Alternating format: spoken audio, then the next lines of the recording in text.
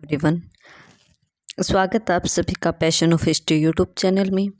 हम जो हमारे मध्यकालीन भारत में हमने दिल्ली सल्तनत को पढ़ना शुरू कर रखा था, जिसमें कि हमने दिल्ली सल्तनत के 5 वंशों को पढ़ा अच्छी तरह से डिटेल से। जिसमें पहला हमारा था गुलाम वंश, दूसरा खिलजी वंश, तुगलक वंश, सैयद वंश और लोधी वंश। ये हमने 5 वंश पढ़े थे और इसमें अनेक राजाओं के बारे में पढ़ा।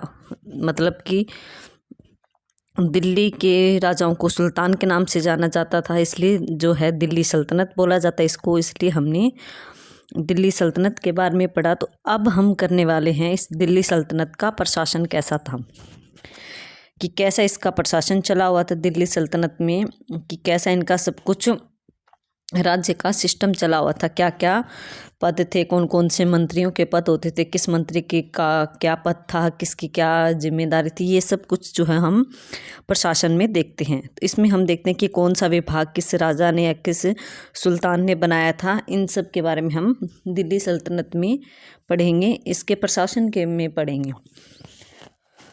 तो आज हम जो है इसका प्रशासन पढ़ने वाले हैं। तो प्रशासन में जो है प्रशासन में हमारा पहला पॉइंट है कि दिल्ली सल्तनत सैद्धांतिक रूप से सर्वोच्च धर्म प्रधान राज्य ही था। खलीफा पूरे मुस्लिम जगत का सर्वोच्च प्रधान होता था, परंतु व्यवहारिक रूप से दिल्ली सल्तनत पूर्णतः धर्म प्रधान नहीं थी। कि मतलब कि बाहर से या फिर दिखावटीपन से ऐसा लगता था कि दिल्ली सल्तनत का जो प्रशासन था वो पूरी तरह, जो राज्य चला हुआ था वो पूरी तरह धर्म प्रधान था। मतलब कि धर्म के ऊपर ही वो राज्य टिका हुआ था, धर्म के बेस पर ही सारा शासन चलता था। लेकिन ऐसा नहीं था, व्यवहारिक रूप में ऐसा नहीं था, क्योंकि कई जो राजा थे, कई सुल्तान जो आए दिल्ली सल्तनत में, उन्होंने जो है धर्म को प्रधानता नहीं दी, धर्म को इतना ज़्यादा महत्व नहीं दिया। तो इसमें जो धर्म को महत्व दिया गया है और जिसमें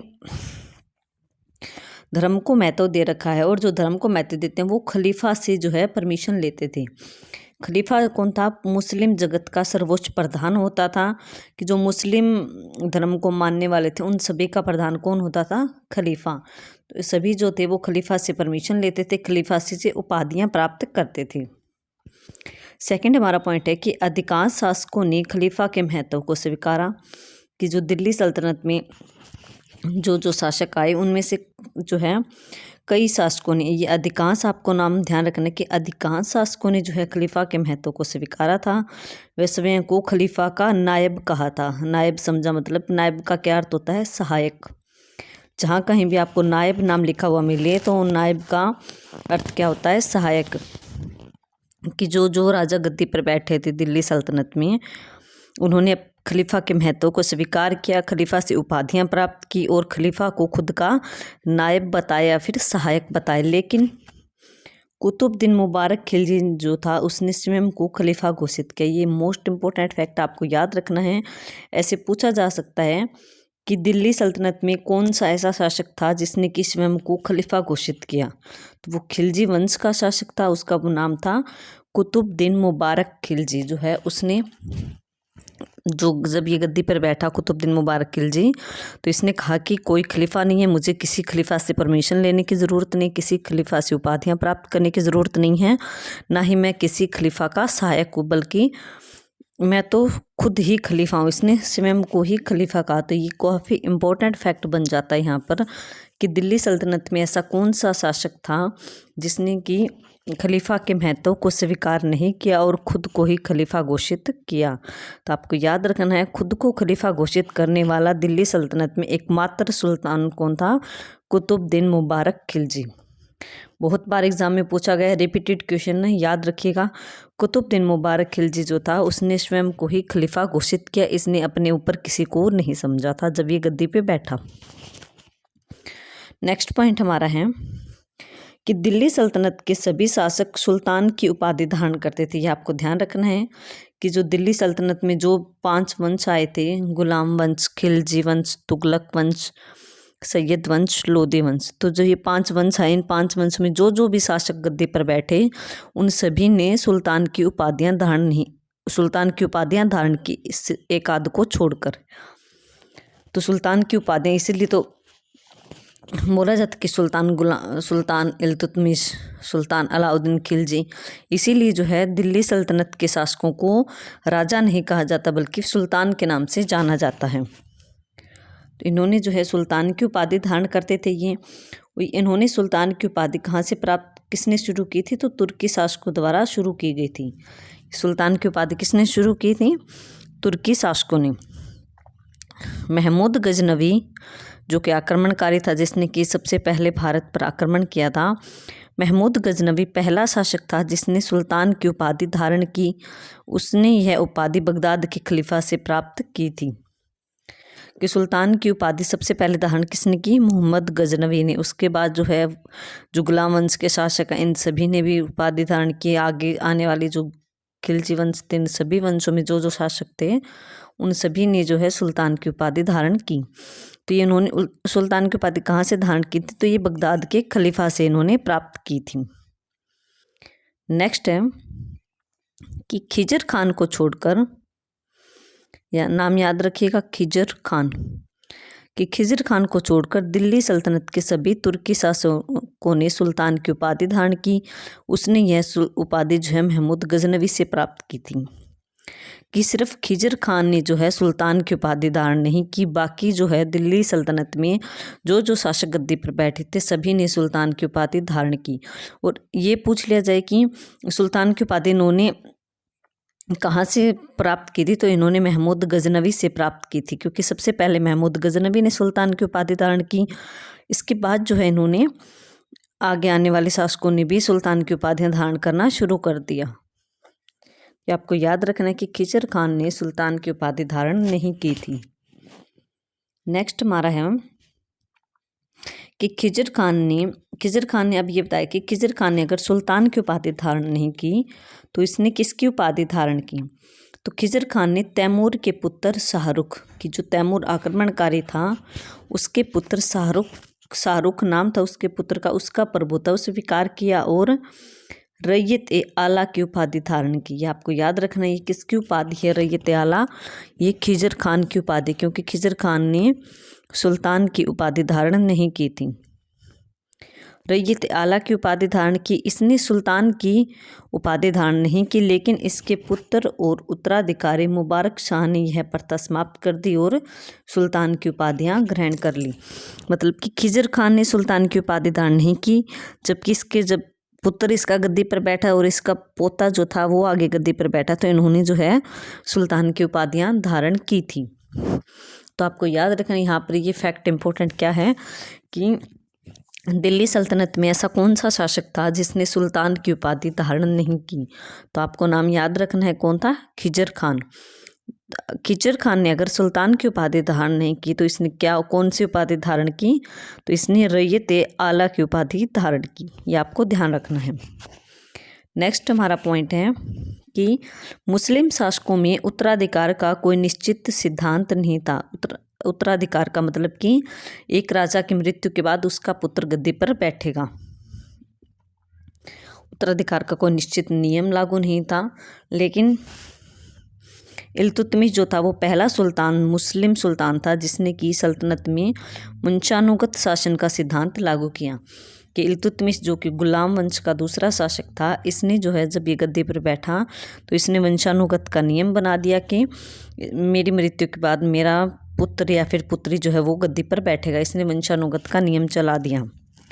इसने वंशानुगत का सिद्धांत लागू किया। इसने अपने पुत्री के स्थान पर अपने पुत्री रजिया को जो है अपना उत्तराधिकारी मनोनीत किया। तो आपको ध्यान रखना है कि किसने दिल्ली सल्तनत में वंशानुगत का नियम चलाया? कौन था वो? इल्तुतमिश। इल्तुतमिश ने जो है वंशानुगत का नियम चला दिया था।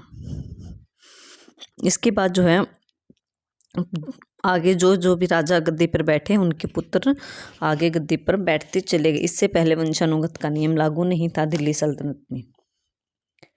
नेक्स्ट, ये कुछ इम्पोर्टेंट नोट में डाले हुए हैं पॉइंट, आपको याद रखना है कि इल्तुतमिश कहता है कि हिंदुस्तान दार उल हर्ब है। क्या है? हिंदुस्तान दार उल हर्ब है। इसे दार उल इस्लाम राज्य में परिवर्तित करना संभव नहीं है। कि जब इल्तुतमिश मुस्लिम शासक जो है गद्दी पर बैठे थे तो इन्होंने हिंदू लोगों को भी मुस्लिम धर्म अपनाने के लिए मजबूर किया, अपनाना के लिए कहा लोगों को। तो इल्तुतमिश कहता है कि दार उल हर्ब है, मतलब कि हिंदुस्तान में ज़्यादा हिंदू धर्म के लोग हैं, इनको इतना जल्दी मुस्लिम धर्म में परिवर्तित करना आसान नहीं होगा, यह बहुत मुश्किल कार्य है। नेक्स्ट पॉइंट है कि समस्त इस्लामी राज्य का संवैधानिक प्रधान खलीफा ही माना जाता था। कि जो दिल्ली सल्तनत में इस्लामी राज्य का संवैधानिक प्रधान, कि इस्लाम धर्म का जो सबसे बड़ा प्रधान जो था वो कौन होता था, वो खलीफा होता था। और इसी खलीफा से जो है जो भी शासक गद्दी पर बैठता था वो अनुमति प्राप्त करता था, उपाधियां प्राप्त करता था। ये आपको ध्यान रखना है। खलीफा की अनुमति लेनी अनिवार्य थी, लेकिन दिल्ली सल्तनत में ऐसा कौन था जिसने कि खलीफा की उपाधि धारण नहीं ली, बल्कि खुद को ही खलीफा घोषित कर दिया? तो वो आपको याद रखना है, कुतुबुद्दीन मुबारक खिलजी था जिसने कि खुद को ही खलीफा घोषित कर दिया। नेक्स्ट पॉइंट है कि तुर्क सुल्तानों में इल्तुतमिश ही प्रथम सुल्तान था जिसने अपनी स्थिति सुदृढ़ करने के लिए अब्बासी खलीफा से 1229 ईस्वी में प्रार्थना कर नासिर अमीर उल मोमिनीन खलीफा का सहायक की उपाधि धारण की थी। ये आपको ध्यान रखना है कि कौन था जिसने कि खलीफा का सहायक की उपाधि धारण की थी। तो ये इल्तुतमिश था जिसने कि खलीफा का सहायक नासिर अमीर उल मोमिनीन की उपाधि प्राप्त की। किससे प्राप्त की थी इसने? अब्बासी खलीफा से की। जब उस समय अब्बासी वंश का जो था शासक वो खलीफा की गद्दी पर बैठा हुआ था। कब ली थी? 1229 ईस्वी में। तो ये आपको याद रखना है। अब हम जो है हमारे नेक्स्ट पार्ट में जो है इसके बारे में डिटेल से पढ़ेंगे कि इसके प्रशासन में और क्या क्या शामिल थे। आज ये एक छोटा सा इंट्रोडक्शन था कि इसके प्रशासन में हमें, दिल्ली सल्तनत के प्रशासन में हमें क्या क्या पढ़ना है, कहाँ कहाँ से क्वेश्चन आते हैं। तो आज की हमारी जो क्लास है इसमें सबसे इम्पोर्टेंट क्वेश्चन क्या बनते हैं?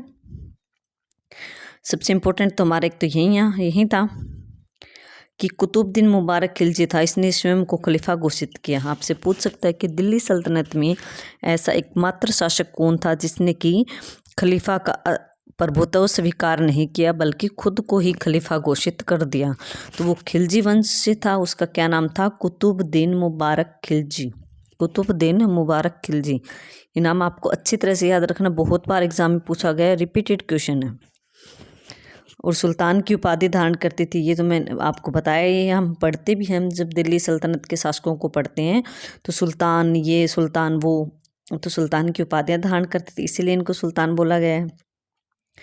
और सुल्तान की उपाधि सबसे पहले किसने प्राप्त की? महमूद गजनवी ने। इसके बाद जो है आगे आने वाले सभी शासकों ने जो है सुल्तान की उपाधियां धारण करनी शुरू कर दी। नेक्स्ट हमने पढ़ा कि कौन ऐसा था जिसने कि सुल्तान की उपाधि धारण नहीं की थी। तो खिजर खान ने नहीं की थी।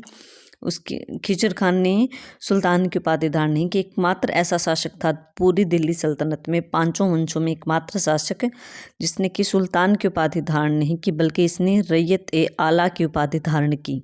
और यह तैमूर के पुत्र शाहरुख जो था उसका प्रभुत्व स्वीकार करता था। ये भी आपको याद रखना है। और इसने सुल्तान की उपाधि धारण नहीं की, लेकिन इसके जो आगे पुत्र गद्दी पर बैठते, इसका पोता गद्दी पर बैठता है, तो वो इस प्रथा को ख़त्म कर देते हैं। वो शाहरुख का अस्तित्व स्वीकार नहीं करते बल्कि वो सुल्तान की ही उपाधि धारण करते हैं, अब्बासी खलीफा का अस्तित्व स्वीकार करते हैं। ये आपको याद रखना है। नेक्स्ट है कि वंशानुगत का शासन जो था, या वंशानुगत का नियम था, किसने चलाया था? तो ये वंशानुगत का नियम किसने चलाया? ये इल्तुतमिश ने चलाया। इसने अपनी पुत्री रजिया जो थी उसको शासिका बनाया था। और ये भी पूछा जाता है कि ये जो कोटेशन है या डेफिनेशन है कि हिंदुस्तान दार उल हर्ब है, इसे दार उल इस्लाम राज्य में परिवर्तित करना संभव नहीं है, यह किसने कहा था? तो ये किसके द्वारा कहा गया कथन है? तो ये इल्तुतमिश के द्वारा कहा गया कथन है। ये आपको ध्यान रखना है, मोस्ट इम्पोर्टेंट है कि ये कथन किसने कहा था? तो ये कथन इल्तुतमिश ने कहा था।